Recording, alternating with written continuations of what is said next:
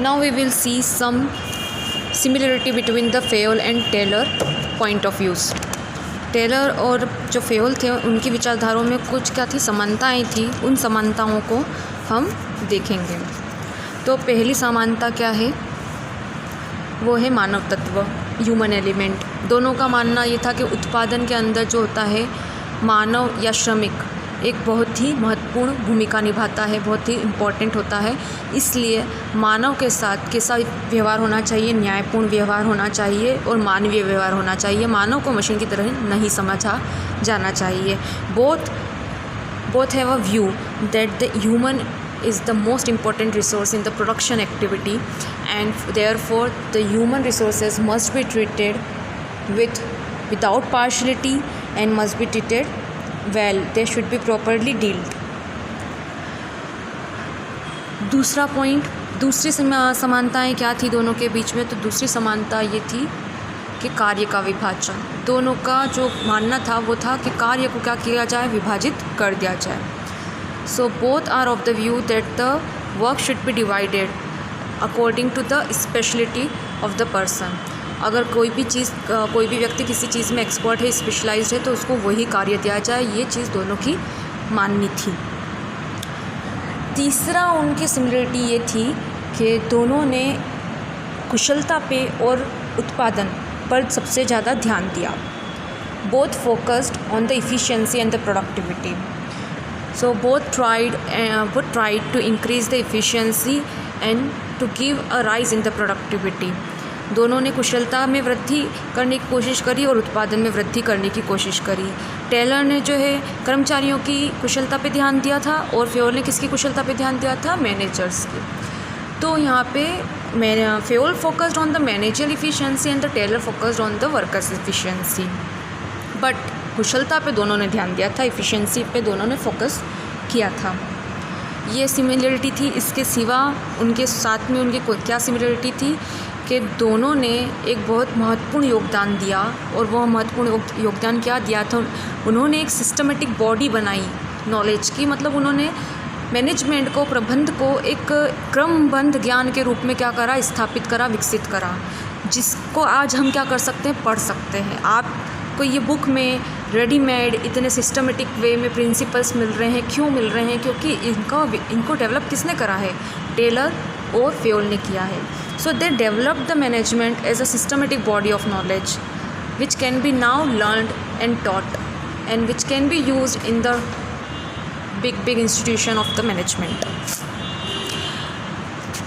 Next similarity हम देखते हैं। तो नेक्स्ट सिमिलरिटी है, दोनों का मानना क्या था कि मैनेजमेंट एक क्या है, एक अर्जित प्रतिभा है। प्रबंध एक अर्जित प्रतिभा है जिससे सीखा जा सकता है, ये जन्मजात नहीं है। So here both of the view that the management is not an inborn quality but it is an acquired ability. That the management we can learn how to manage things by proper training and education. So both of them have a view that management can be learned and practised through training and education. So these are the similarities between the Fayol and Taylor point of views.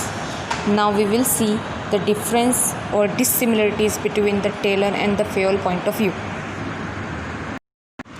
Now dissimilarity between the Taylor and the Fayol.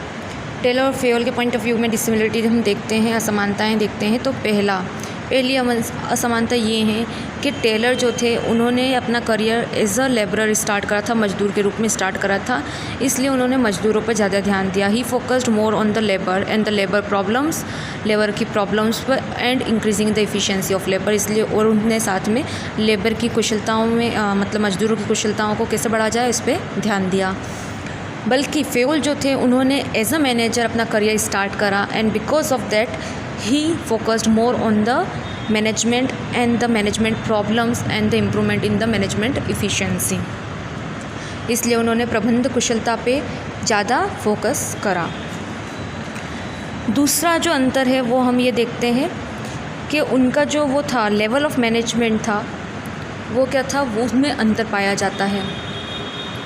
प्रबंध के स्तर में आप देखेंगे तो जो Taylor थे उन्होंने एज अ लेबर स्टार्ट करा था, तो उन्होंने जो समस्याओं का समाधान देखा और जो समस्याएं समझी वो कैसे समझी, बॉटम लेवल से उन्होंने समझना स्टार्ट करा। तो वो बॉटम लेवल से कहाँ गए, टॉप लेवल के मैनेजमेंट तक गए। मतलब उन्होंने जितनी भी समस्याएं समझी और जिनका भी निदान ढूंढा, वो कहाँ से स्टार्ट करा ढूंढना, उनने बॉटम से करा। इसलिए हम ये कह सकते हैं कि उनकी जो अप्रोच थी वो कैसी थी, बॉटम अपवर्ड अप्रोच थी। ठीक है, नीचे से ऊपर की तरफ आते हुए उन्होंने क्या करा है, ध्यान दिया है।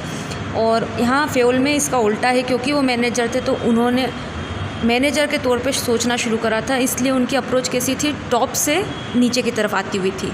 तो उन्होंने टॉप लेवल से समस्याओं को देखना शुरू करा और लास्ट में उन्होंने कहाँ तक की समस्याएं देखी, लेबर तक की, मतलब बॉटम लेवल तक की समस्याएं देखी। इसलिए उनकी अप्रोच को कहा जाता है कि ये टॉप से डाउनवर्ड अप्रोच थी।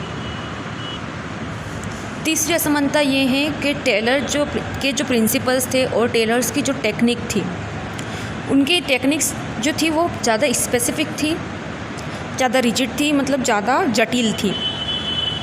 बिकॉज ऑफ द रिजिडिटी जो थी उनकी, उसके कारण उनके जो प्रिंसिपल थे वो क्या थे, यूनिवर्सली एप्लीकेबल नहीं हो सकते थे।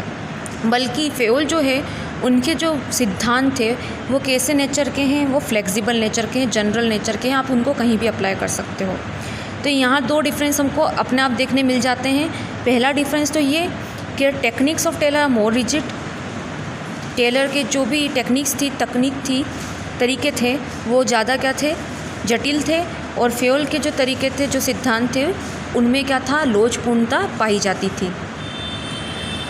और दूसरा डिफरेंस ये देखने में आया कि क्योंकि टेलर की जो टेक्निक्स जो थी वो रिजिड, जटिल होने के कारण उनके जो सिद्धांत थे वो किसी भी हर जगह नहीं लागू किया जा सकते हैं। उनको कुछ इंडस्ट्री लागू कर सकती है, लेकिन कुछ इंडस्ट्री उनको लागू नहीं कर पाती है। But the Fayol principles can be applied universally. Fayol के प्रिंसिपल इतने जनरल नेचर के हैं, कोई भी इंस्टीट्यूशन हो, एजुकेशनल फील्ड हो या मेडिकल फील्ड हो या रीजनल फील्ड हो, कहीं पे भी जो है उनके जो सिद्धांत है फेयोल के, वो क्या कर सकते हैं, लागू किए जा सकते हैं। Therefore principle of Fayol are universally applicable. तो ये एक असमानताएँ हमने देखी। अब एक और समानता मैं आपको बताती हूँ। Taylor has focused more on the production पे, उत्पादन पे टेलर ने सबसे ज़्यादा ध्यान दिया, और फेयोल ने जो है उत्पादन पर ध्यान दिया। किंतु सबसे पहले सबसे ज़्यादा उन्होंने किस पे ध्यान दिया था, उन्होंने ध्यान दिया था एडमिनिस्ट्रेशन को इम्प्रूव करने में। टॉप लेवल मैनेजमेंट में क्या क्या इम्प्रूवमेंट लाए जा सकते हैं, उस चीज़ पे उन्होंने सबसे ज़्यादा ध्यान दिया था कि अगर एडमिनिस्ट्रेशन में क्या इम्प्रूवमेंट ऐसा लाया जाए कि प्रोडक्शन में क्या हो जाए, इंक्रीमेंट हो जाए। तो उन्होंने जो टेलर थे उन्होंने प्रोडक्शन के इम्प्रूवमेंट पे ज़्यादा ध्यान दिया, और फेयोल ने एडमिनिस्ट्रेशन की इम्प्रूवमेंट पर ज़्यादा ध्यान दिया। एक और असमानता देखते हैं हम, एक और डिसिमिलरिटी देखते हैं। तो यूनिटी ऑफ कमांड हमने पढ़ा था, एक प्रिंसिपल जिसके अंदर वर्कर जो होता है उसको एक ही बॉस से क्या मिलना चाहिए, आदेश मिलना चाहिए। तो ये जो था टेलर, इसका पूरा क्या करते हैं, टेलर जो है इसको बहुत अच्छी तरीके से इसका फॉलो अप करते हैं। बट क्या हुआ, बट उन्होंने यहाँ पे थोड़ा सा तरीका बदल दिया। उनका ये जो है कि वो मानते हैं कि हाँ एक बॉस से ही आदेश मिलना चाहिए, किंतु वो इससे जो है ज़्यादा इम्पोर्टेंट नहीं मानते हैं। और कैसे हमें पता पड़ता है कि वो इससे ज़्यादा इम्पोर्टेंट नहीं मानते हैं? How can we know that he don't feel this is very important? Because he has given us functional foremanship concept. उन्होंने हमें फंक्शनल फॉर्मेनशिप का कॉन्सेप्ट दिया था टेलर ने, जिसके अंदर आपने देखा था कि 8 सुपरवाइज़र है वर्कर्स के ऊपर। 8 सुपरवाइज़र मतलब एक तरह से 8 बॉस है, और 8 बॉस से मतलब 8 से क्या मिलेंगे, वर्कर्स को आदेश मिलेंगे। वो जो जितने सुपरवाइज़र है वो सभी वर्कर्स को क्या देंगे, ऑर्डर देंगे। तो यहाँ साफ दिख रहा है कि वर्कर्स का कोई एक स्पेशल बॉस या स्पेशल सुपरवाइज़र नहीं है, उनके एक वर्कर के कम से कम 8 सुपरवाइज़र है। तो यहाँ यूनिटी ऑफ कमांड फॉलो नहीं हो रहा है। तो टेलर ने जो टेक्निक दी है फंक्शनल फॉर्मेनशिप, उसमें यूनिटी ऑफ कमांड फॉलो नहीं होती है। बट फेयोल जो है इसका क्या करते हैं, बहुत अच्छी तरह से इसके लिए इसको बहुत इम्पोर्टेंट मानते हैं, और इसका क्या करते हैं, सहयोग करते हैं उनके अनुसार यूनिटी ऑफ कमांड बहुत ज़्यादा इम्पोर्टेंट है। इसलिए एक वर्कर का, एक कर्मचारी का क्या होना चाहिए, एक ही बॉस होना चाहिए।